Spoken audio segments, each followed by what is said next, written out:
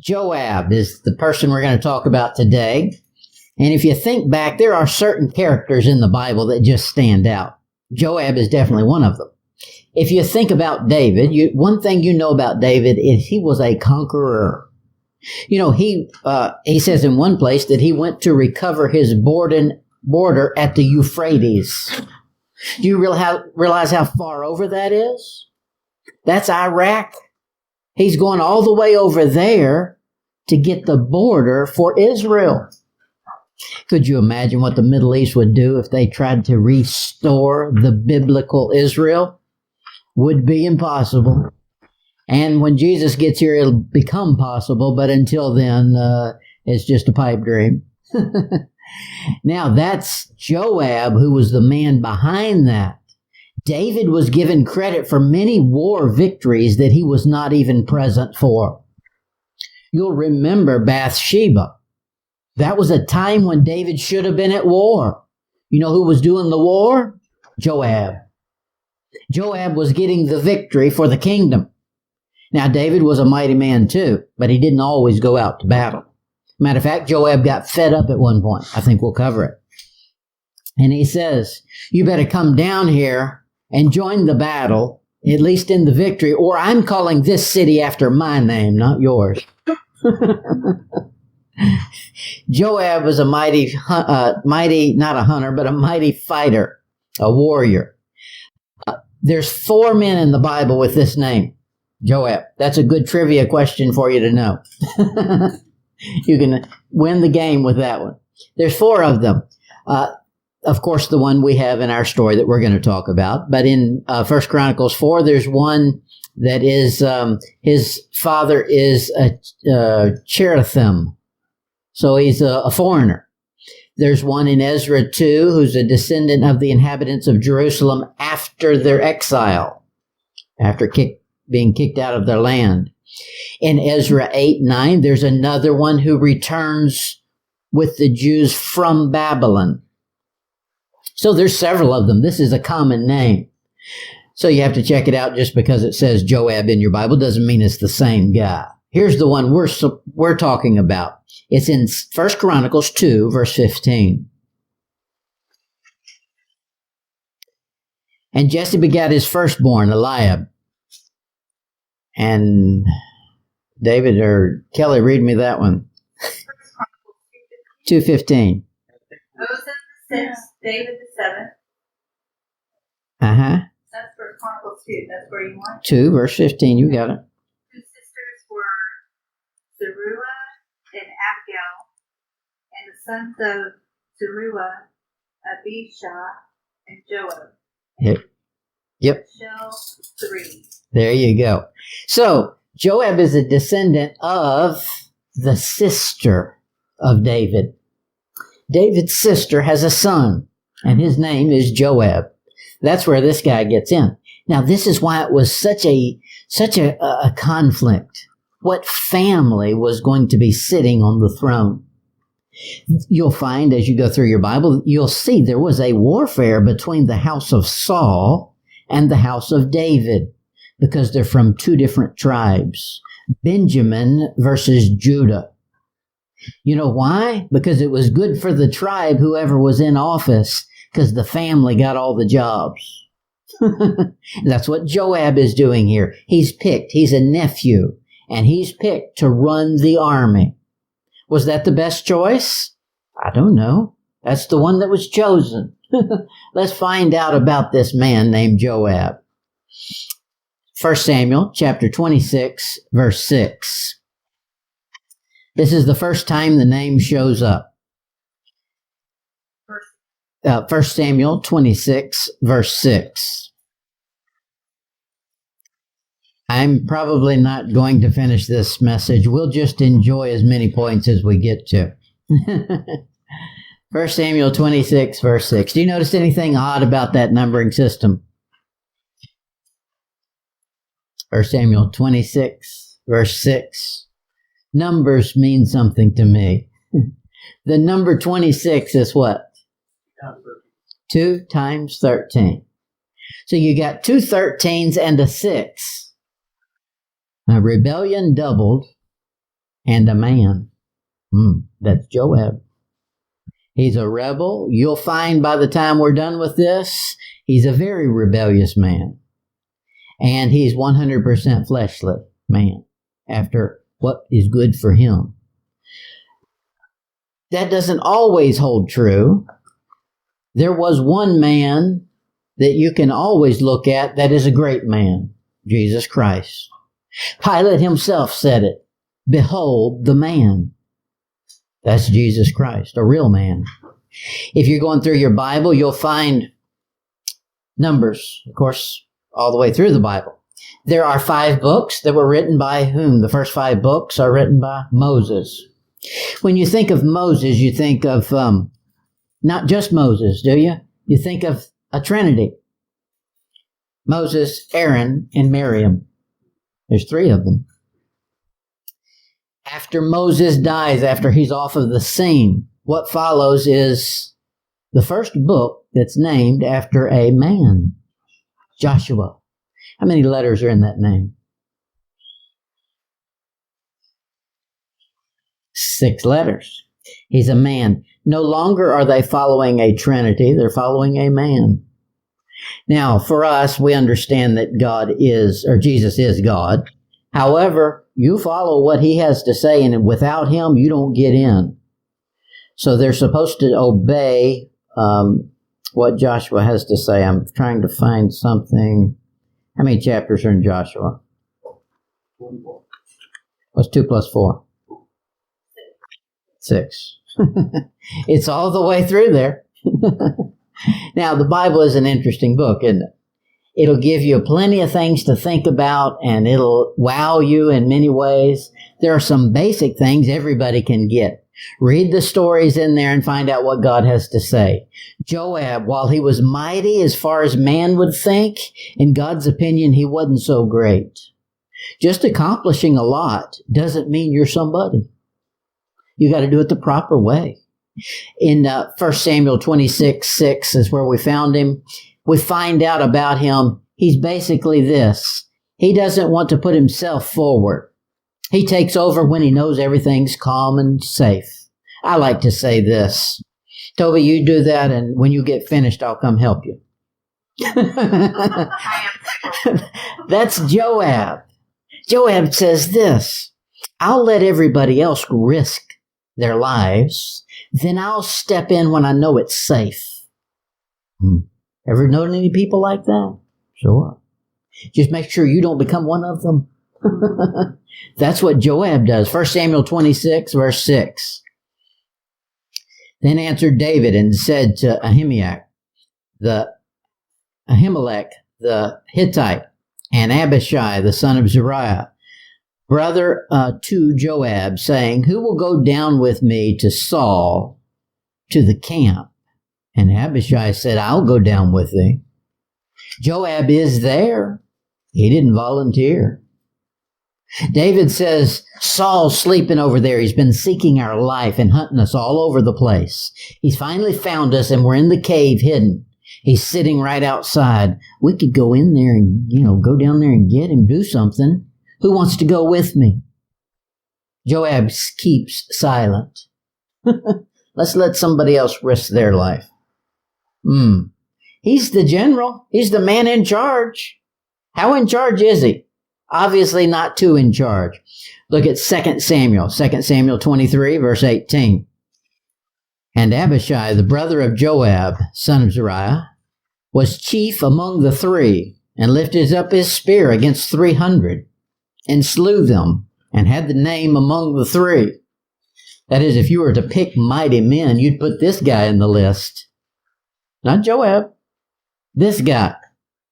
You don't find any single-handed mighty feats from Joab, but you do from all the, quote, mighty men. He's kind of in the background, but he's got charge of everything. It may be the way men do warfare nowadays. They don't lead it, they push it. Like a wolf. Wolf doesn't lead the pack. The leader is in the back. Don't be a wolf. A real leader is in the front. Jesus Christ came to earth and took everything for us. He didn't tell us, y'all go do it. He was tempted in all points like as us, yet without sin. That way, we have a high priest who knows the feeling of our infirmities.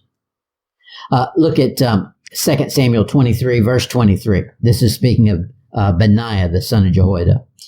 He was more honorable than the 30, but he attained not to the first 3, and David set him over his guard.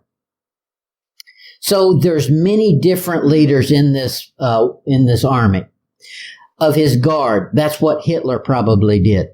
Hitler had a SS, which was his own personal guard. That's what David is doing. He probably mimicked that from the Bible. Look at 2 Samuel 10.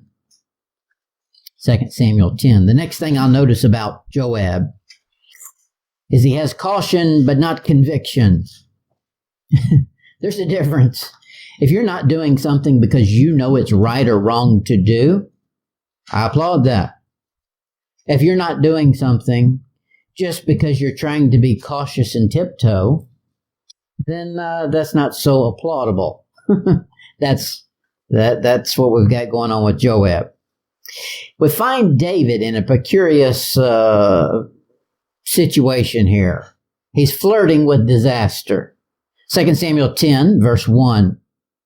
And it came to pass after this that the king of the children of Ammon died, and Hunan his son reigned in his stead. Then said David, I will show kindness unto Hunan the son of Nahash. His father showed kindness unto me.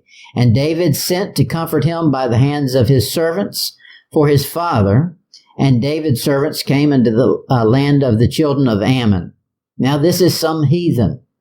And he says, we've had good relations back and forth. And, the son is now on the throne. I'll show kindness and we'll keep the relations going. That's what he thought. Verse 4. Wherefore Hunan took David's servants and shaved off the half of their beards and cut off their garments in the middle, even to their buttocks, and sent them away. That is, he made a public spectacle of these people. Well, maybe David shouldn't have tried to make buddies with the enemy. Okay, not a good idea all the time. Look down at verse 7. And when David heard of it, he sent Joab, and all the host of the mighty men and the children of Ammon came out and put their battle in array at the entering of the gate. And the Syrians of Zobah, and of Rehob, and Ishtab, and Micah. I should let Kelly read all of these. Were by themselves in the field. So they've got a battle going on now. When the enemy started acting like an enemy and no longer wanting to play nice, now guess who gets to come to the forefront? It's Joab. Doesn't say David went. It says Joab went. Look at chapter 11, verse 1. And it came to pass, after the year was expired, at the time when kings go forth to battle, David sent Joab. And I've earned the right to sit on the throne a little longer. You go out there and do the work. That's not a good thing. Look at chapter 12. Chapter 12, verse 26. Here's Joab. And Joab fought against Rabbah of the children of Ammon, and took the royal city. And Joab sent messengers to David and said, I have fought against Rabbah, and have taken the city of waters. Now therefore gather the rest of the people together, and encamp against the city, and take it, lest I take the city, and it be called after my name. He says, if you're not going to come down here and get involved in this conflict, I'm going to take over and start proving to everybody I'm the big muckety-muck. He says, I'll name that city after myself. Now, the problem is he wanted to take advantage of a leadership fault. He said, David's not showing up to these things. Therefore, I can keep climbing the ladder. He's already in the right family. He's got in the right position. He's learned how to insulate himself against danger and make a name for himself. So he's threatening David. Hey, look, I'm in a position I could take your spot. If you don't do just what I say when I say it, I will. Watch out for somebody like that. The next thing we'll notice, 2 Samuel 18. I say here is envy that turns to evil. We like to call this the young punk syndrome. Somebody learns just a little bit of something and suddenly they are the expert. That's Joab. 2 Samuel 18, verse 10. And a certain man saw it and told Joab and said, Behold, I saw Absalom hanging in an oak. That is, he got his hair caught in the tree, you know the story.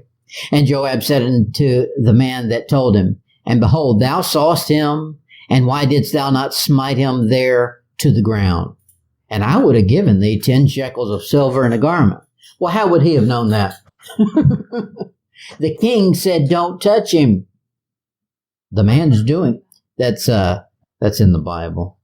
2 Samuel 18, verse 10 to 14. I don't know where I was. Yeah. So here's Joab saying, you should have just killed him. Even though the king says, don't touch him, don't harm him. Joab is pushing rebellion. Not only is he trying to encourage it in the army, he's going to go be the leader of it. Now he puts himself forward. We've seen all the other times that David said, hey, who'll go with me? Who's going to help me here? And Joab keeps quiet. Now all of a sudden he's a loudmouth. Go do exactly what the king said don't do. That's not good. Verse 14, Then said Joab, I may not tarry thus with thee. And he took 3 darts in his hand and thrust them through the heart of Absalom while he was yet alive in the midst of the oak. That is, he didn't care, no longer does he care or take orders from his commander. He's decided, I've proved myself over and over, now I've earned the right to make the decisions. You know, the very thing the devil told Eve, you'll be as gods, knowing good and evil. You won't need to be dependent on God telling you what's good and evil. You'll decide it for yourself. Isn't that what's going on in the world today? Everybody has their own truth. No, they all got a lie. That's what they got. There's only one. You have to have an authority. If you have no authority, you have anarchy. And it's just a step away from Antichrist that is to come. The next thing I'll see is 2 Samuel 19. I call this blinded by bitterness. Joab's become accustomed to this subtle rebellion and being able to get away with one thing after the next. 2 Samuel 19, verse 10. And Absalom, whom we anoint over us, is dead in battle. Now therefore, why speak ye not a word of bringing the king back? You understand what's going on. David has fled the country. His son has caused a rebellion. And now he's going to take the kingdom, or so he thinks. And sure enough, Joab has killed him. Exactly what the king said don't do. Now they're coming back. The question is, how come y'all didn't call for David earlier? Down to verse 12. Ye are my brethren, my bone and flesh. Wherefore then are ye the last to bring back the king? And say you to Amasa, art thou not of my bone and of my flesh? God do so to me and more also, if thou be not captain of the host before me continually in the room of Joab. We have a little sign here. David is aware of what's going on. Joab never did really learn to respect the chain of authority.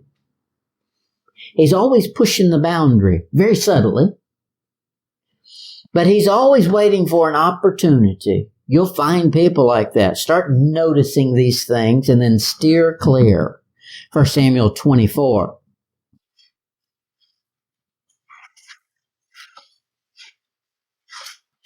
1 Samuel 24, verse 10.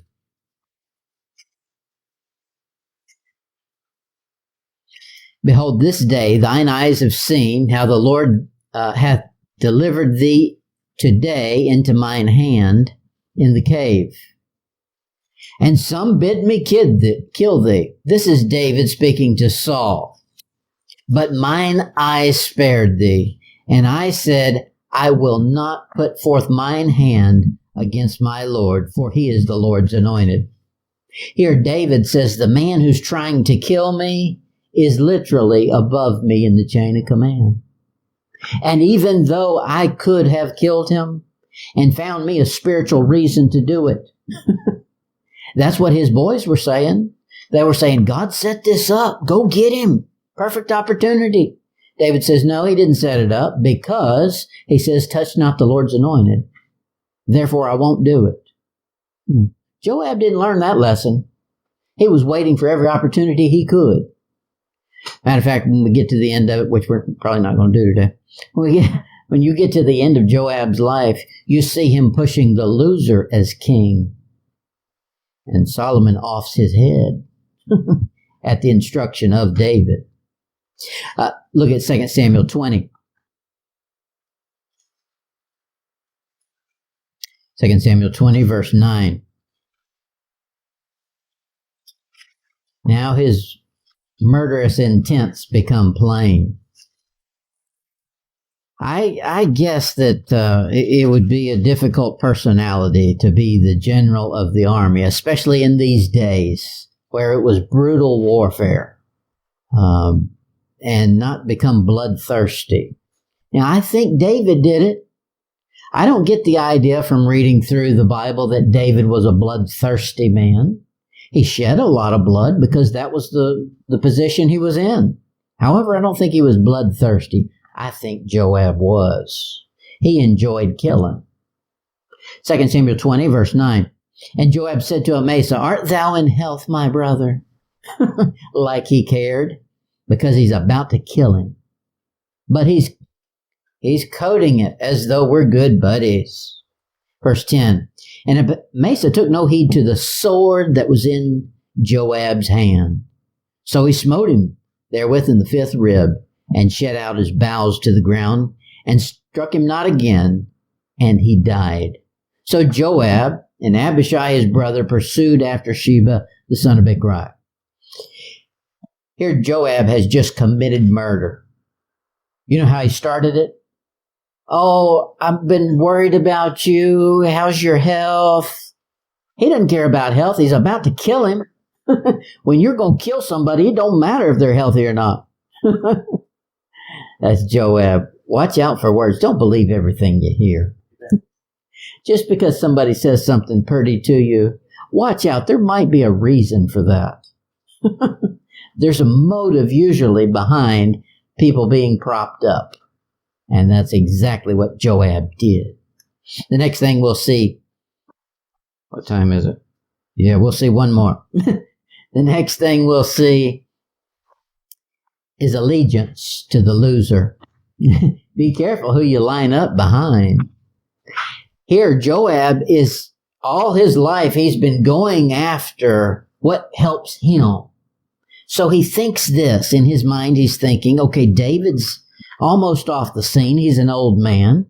Why don't I take under my wing someone that I will help become king? Then they'll owe me. See, he's still cautious. He didn't want to put himself out in the front, but he does want to be pulling the strings. 1 Kings chapter 1, verse 5. 1 Kings 1, verse 5. Joab is retiring.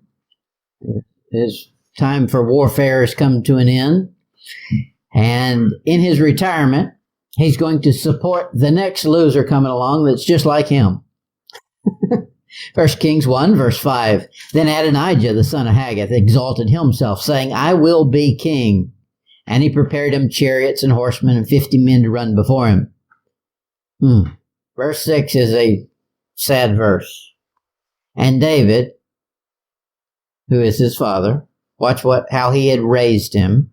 And his father had not displeased him at any time, saying, Why hast thou done so? And he also was very goodly man, and his mother bare him after Absalom. And he conferred with Joab. He got into cahoots with a known enemy. You know, your companions make a big difference in how your life ends up.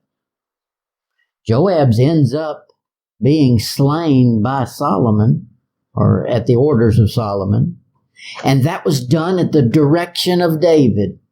You don't get the idea that David had any bad words for Joab as they're coming up through the ranks. And you don't get the idea that David was mad at Joab and was keeping an eye on him, but obviously he was. Here, the plot has been discovered, and here's the way it comes out. And he hath slain oxen and fat cattle and sheep in abundance, and hath called all the sons of the king, and Abiathar the priest, and Joab the captain of the host. But Solomon thy servant hath he not called. He was very particular. He was only going to call those that would support the party. Now, it doesn't sound like a big deal. We would have done the same. You only invite your friends to your house, right? You don't invite your enemies. However, this is for running a whole government. Don't you think it should have been done out in the open if the whole government's supposed to support you? No, this was an anarchy. This was a mutiny. Yeah. Well, now they do it out in the open. A convenient convert. Look at 1 Kings 2, verse 5.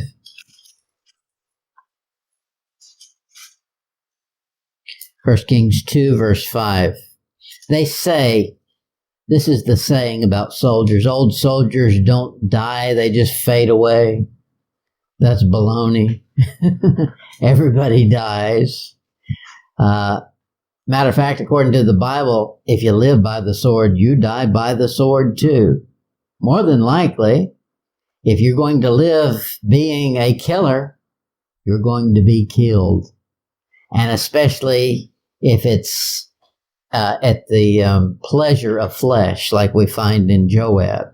1 Kings 2, verse 5. Moreover, thou knowest also what Joab, the son of Zeruiah, did to me. This is David giving Solomon instructions.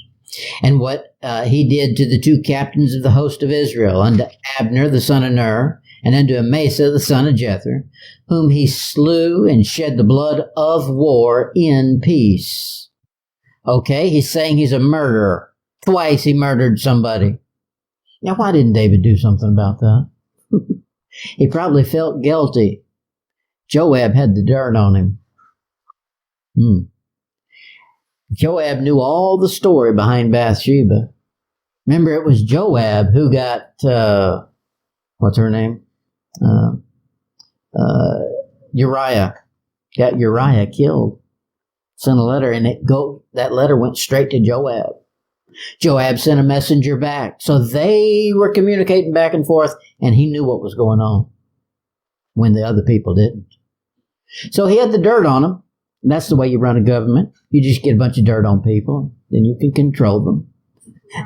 But that's every government. That's the world. That's the way it's always run.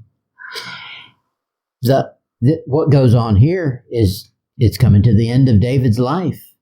His son that God has instructed will sit on the throne, sits on the throne, and David says, hey, you go do what I never did.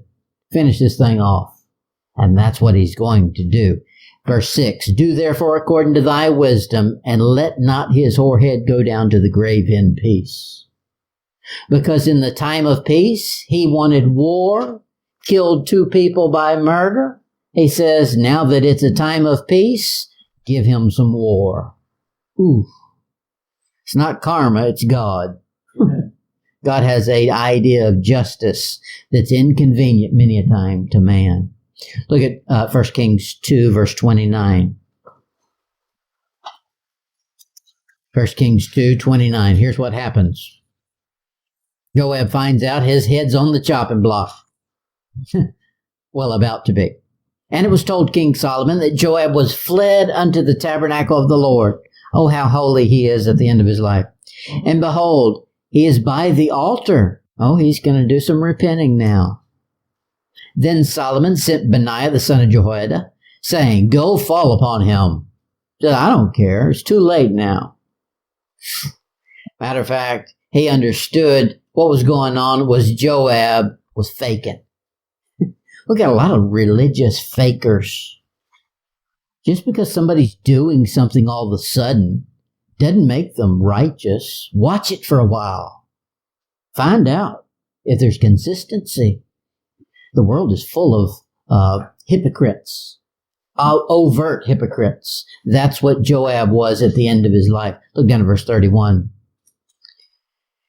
And the king said unto him, talking about Joab holding on to the altar, do as he hath said, fall upon him and bury him, that thou mayest take away the innocent blood which Joab shed from me and from the house of my fathers.